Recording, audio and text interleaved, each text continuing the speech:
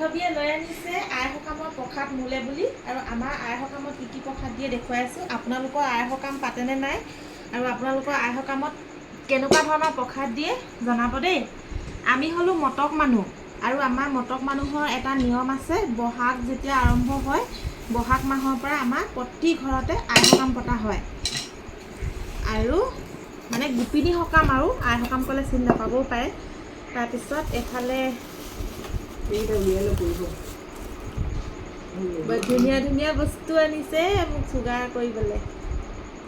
এনেকৈ মিঠাই দিয়া হয় প্ৰসাদ। মিঠাই অৱশ্যে দিয়াটো হেৰি নহয় বাৰু, নিদিয়াকৈও পাৰে, যোনে যেনেকৈ পাৰে। আৰু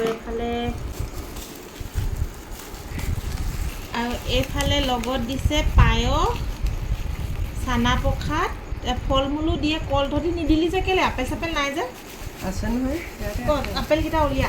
নাই এইটো আপেল নাই দিয়া আমাৰ নিদিওঁ। আৰু এইফালে লাল চাহ, ক'লা ডেক্সিটো মেইন আৰু এইটো আৰু মেইন হিৰ'ইন আৰু মাইকী মানুহৰ যে হিৰ'ইন বুলি কৈছোঁ। মতা মানুহৰ ঘৰ হ'লে হিৰ' ক'লো। প্ৰসাদকেইটা থৈ দিবি সেও ভাতৰ খাম। মই বৰ ভাল পাওঁ এনেকুৱা কেঁচা হেৰিবোৰ খাবলৈ।